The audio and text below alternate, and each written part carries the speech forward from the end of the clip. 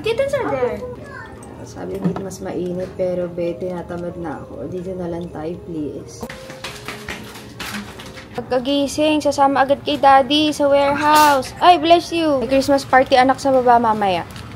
Hello friends! Welcome back to the vlog. Nandito na tayo sa Pilipinas. And si Alexei nakita nyo, pagkagising, sumama agad sa daddy niya sa warehouse. Wala paligo yun. Pero ano lang naman, ilang steps away lang yung warehouse dito. Today wala akong agenda kundi magstay dito sa bahay, mag-edit. May Christmas party mamaya sina tatay tsaka si Menchi for them. Kasi nakahiwalay na yung Christmas party namin dahil maagang mga nagsi-leave yung mga tao. Kaya mas maaga din ginawa yung Christmas party.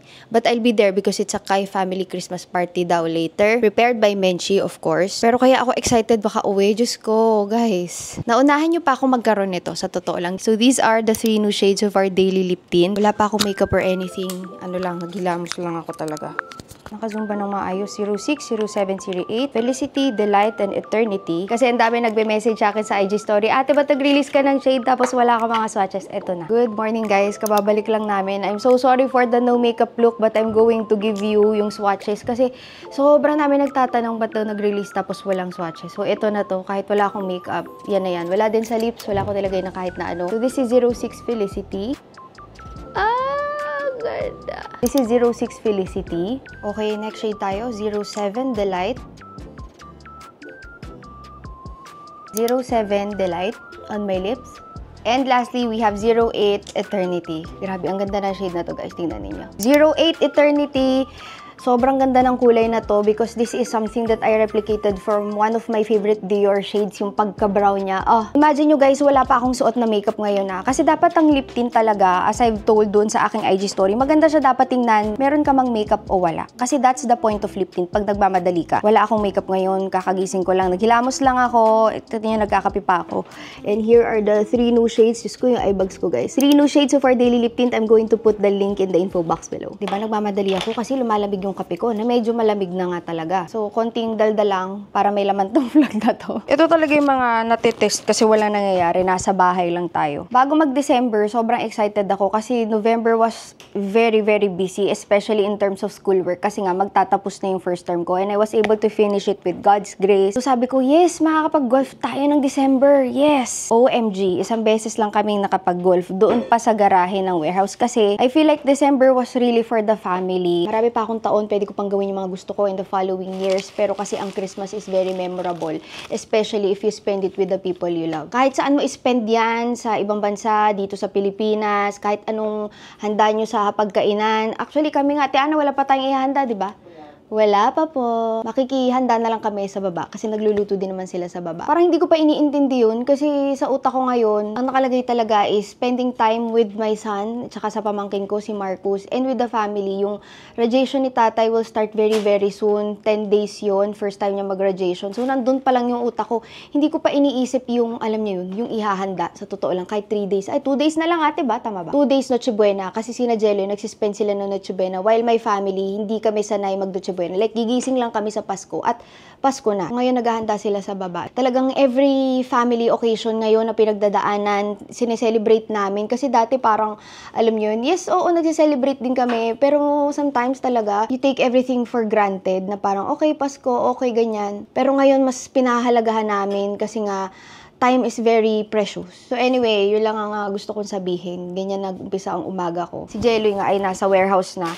But throughout the Hong Kong trip, ito rin nabili ko ito. Ayan. Actually, nag-o-offer nga si Inay na bayaran na. Pero kasi, alam niya, ang dami na nila iniisip. Pati ba naman ito? Yung sinamahan ko si Inay, talagang for the full-on personal shopper tayo. But may sinabay din ako na para sa akin. So we got this Prada na long tank. Meron itong white, may beige, black. A jacket, which is pwedeng pang lamig, pwedeng pang Pilipinas kasi hindi siya sobrang mainit. This is just yung nylon. And pinili ko talaga to dahil alam ko ang nylon ay magtatagal. Like, yung tela nung ating Lululemon na bag. Mabilis siyang labahan. So, it's just a very simple Prada na jacket. That's it. That's what I got for myself. And really, talagang Hong Kong was for family. Pero ngayon, dahil nag-ayos tayo ng gamit, piningit ko na dito para maitapon na ito at makapagligpit. Mag-i-edit muna ako kasi dalawang vlog to. Tapos mag-film ako mamaya ng Q&A. Let's go. Konti na lang maitatawid natin ng vlogmas.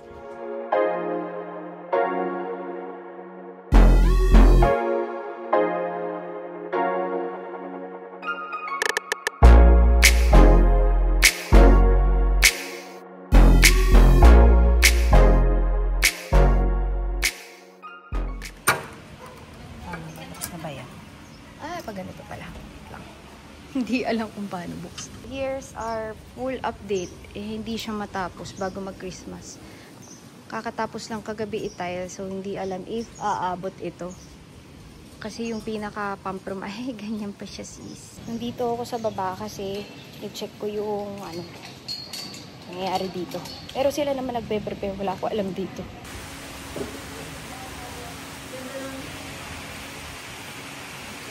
Nagrarason pa ako, pero kailangan ko talaga mag-edit, guys.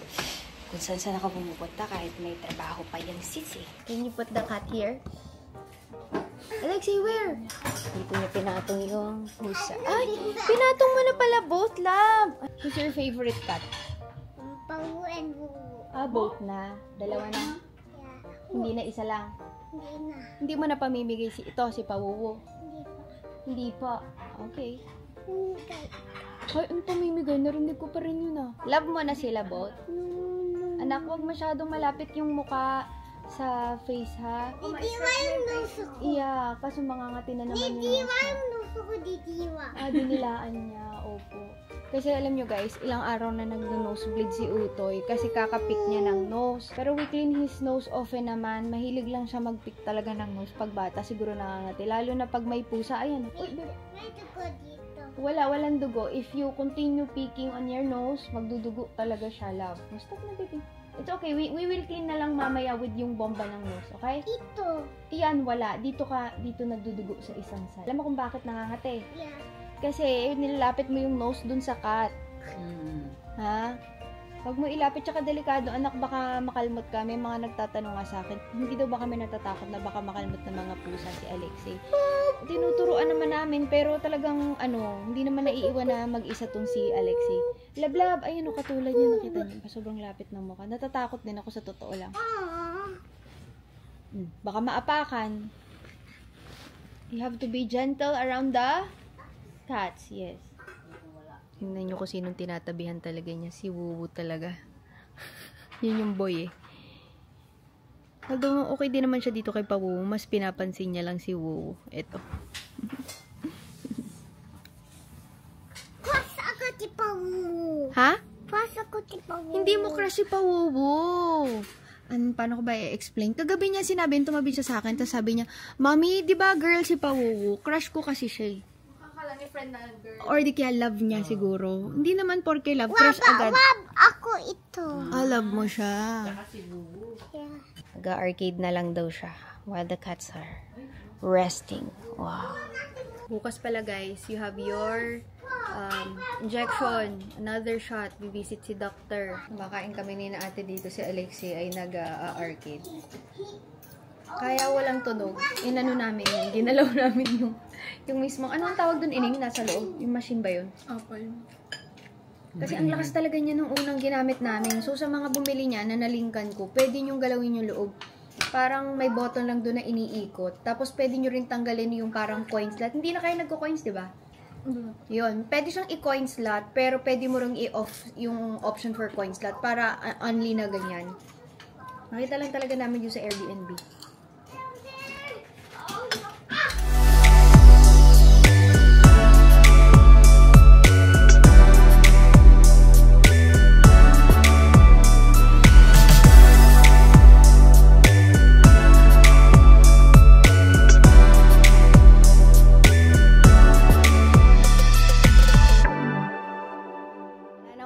Dito, nasa baba na sila. I did the very quick makeup, but I'm using, sino bang ginamit ko? Delight, and then I topped it off with Eternity for this lip shade. Where's mine? Nako.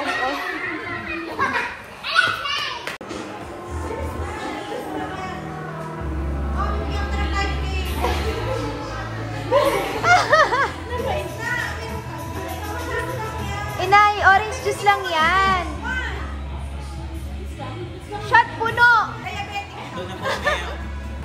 Oh, thank you, Troychi! Nainom na yarn.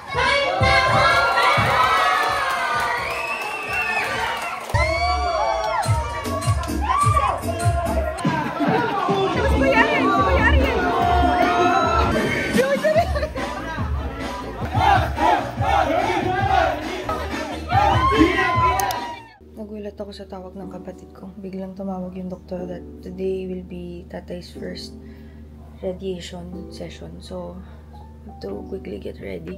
So, nagulat talaga ako. Naligaw ako ng gabi kahapon. So, please na lang ako para umabot tayo. So, I'm now watching yung ating mga new shades sa live. Kasi nag-post ako sa IG stories. Akala nila ay may filter. Truly, wala talaga siyang filter mga sis. It's just kaya nag-iiba yung ilaw sa likod. Nasa balcony ako for the natural lighting. So, ang una kong switch is, nagbablog ako guys, wait lang. Nagpe-prepare pa si na inay and tatay, kaya ginagamit ko tong time na to. So that I can still do other, ganun talaga yan. Multitasking yan. So, this is 07 Delight. 1 layer lang yan, guys. Live na live. Nakita ninyo. This is one of the outfits na talagang pag hindi ko alam masusuotin ko, ay ito na lang sinusuot ko. From Uniform. It's a local brand and comfortable. Para siyang utilitarian look. Yun ba yun? But ayan, ready na tayo. First day ni tatay sa radiation.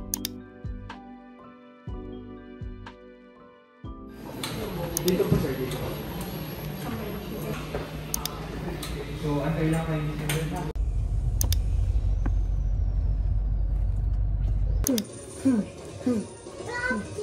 I'm still trapped. Come on. Go, Alexei! You can do it! Save Daddy! Okay, ayun na! Oh, he's gonna broke the what? Yeah. Oh, save Daddy! Si Daddy yung trap! Yay! Okay, si Daddy naman pe-play. Si Daddy naman. Ganon? Ganon? Sinave mo si Daddy?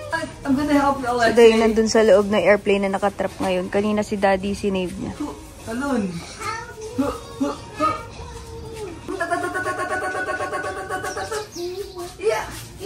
Yeah. You're free!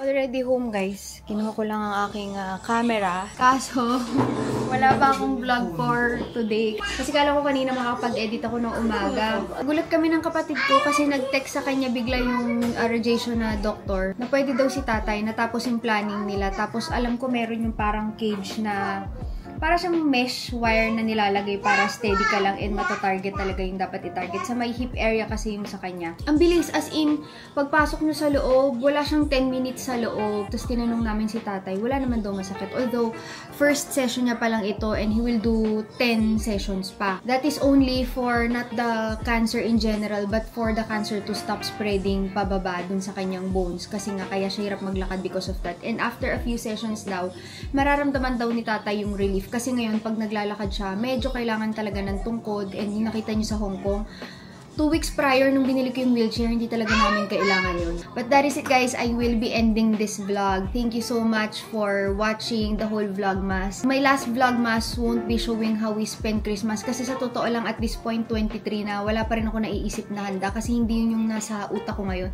Nasa utak namin ngayon is how to get through with yung mga treatments ni tatay. Talagang pagka ganitong times, it all boils down not sa handa sa Pasko, kundi kung sino mga kasama mo sa Pasko. Last vlogmas will be tomorrow. Q&A yon. I'll be picking questions from the IG story na nagtanong ako sa inyo. Year-ender Q&A. And after that, yung mga start of the year videos ko na yung gagawin. Maraming salamat sa panonood and see you on our next videos. Bye-bye!